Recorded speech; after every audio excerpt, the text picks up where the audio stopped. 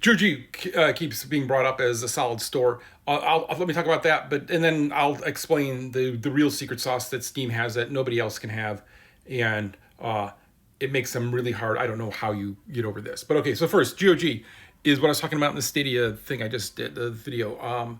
They had a goal. They had a market they were going after, and that's what they cared about. It was what older games, giving access to them, as well as having no launcher, no security on it, so that you can play it offline.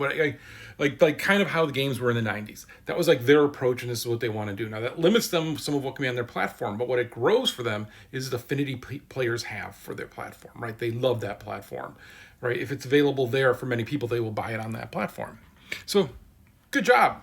Yeah, they really knocked it out of the park, and I think they had a really good understanding of what they do. And now, like what they're doing of like tracking down people and trying to get them so that they can make their ports of them so that they can have them accessible on their site and make sure that they're accessible forever is a really great thing, right? So they came from a point of their own pain points in gaming, solved it through their store, and for that they're rewarded with this affinity and this just love of the community. But even they don't have the thing that Steam has. And that is, on Steam, the idea of being able to get games on the store as quick as possible and make that self-service, because Steam is not a site that actually helps with game discoverability. It's a site that helps with game amplification, right? Steam isn't looking for hit games to give to players. They're amplifying hit games so players find those games. It's different than every other store.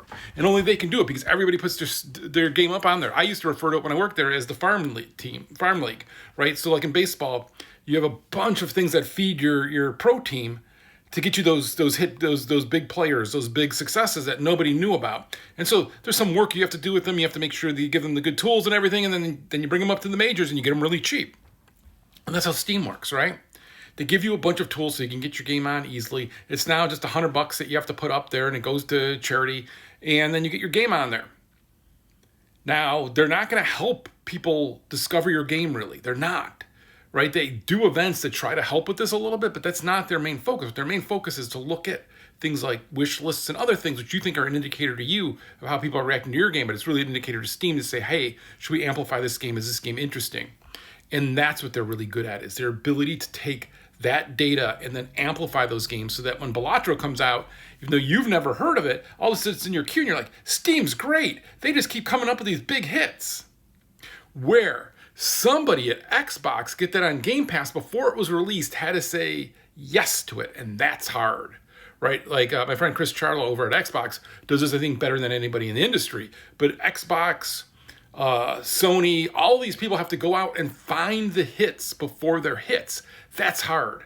That's really hard to be predictive like that. And that's why they get some stuff on the platform and you're like, why is this on here? Where Steam doesn't do that ever. They don't fund things. So all they do is be like, yeah, you're super popular. Why are you popular, right? I try to figure this out when I worked there of like, what word of mouth is the thing that really moves the needle? And it ends up it's everything, right? That's my everything nothing. If you've been around, you've heard me talk about that everything matters and nothing matters. So every little thing is this Reddit post you happen to make as a joke, took off, and then all of a sudden that got picked up by this news source, that then got picked up by this streamer, then got like, you never know. So that's why you have to do everything when you make a game. But that feeds into Steam, and Steam doesn't do that work for you. You have to do that work. But Steam, once it sees you have a hit, once it sees there's activity, once it sees there's excitement, it doesn't have to care. It doesn't have to figure out why. It doesn't have to understand your game. But it then amplifies it.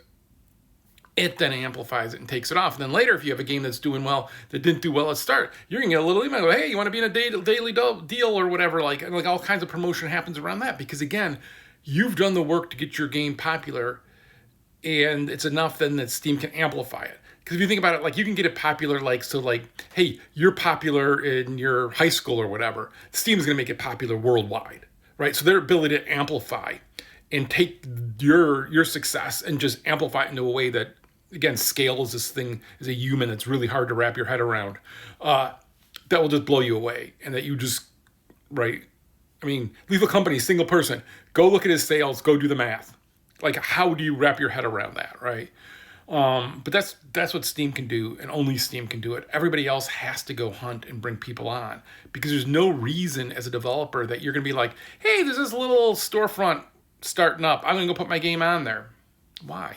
Why are you going to have that overhead of support? For what? Right? And that's Steam just gets that for free, and everybody else has to pay for that. And pay for that and also have less choice. And that's why Steam wins, right? So now the smart people, what they do is they look at that and they go, oh, these people are doing really well here. We should amplify that and take that over onto our site. But that all takes time and everything, and it kind of loses its luster. So yeah, GOG is a good one, but even GOG doesn't have what Steam has. And that's why when I talk about this, it's so hard, because you have to think of something that can disrupt that machine that's feeding the beast underneath and making people love Steam for having them discover these great indie titles on there that you never would have heard of, that Steam had to do nothing for. They get it for free by being the first ones. Yeah. Is it fair? I don't know, man. Is it fair Boris just came in the middle of this and got fed and then left and won't be in a video again?